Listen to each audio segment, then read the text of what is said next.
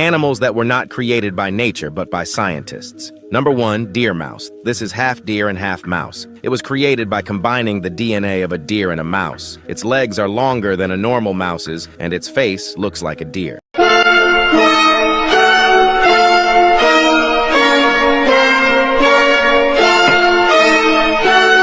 Number 2, luminous fish. This was created by Taiwanese scientists by mixing jellyfish DNA with carp fish. The special thing about it is that it can glow.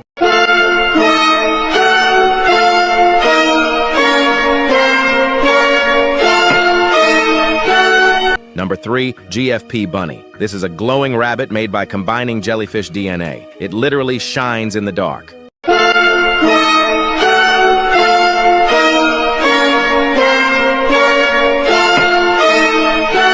Number 4, jaglion. This animal is made by mixing the DNA of a jaguar and a lion. It may look like a black panther, but it's a bit bulkier.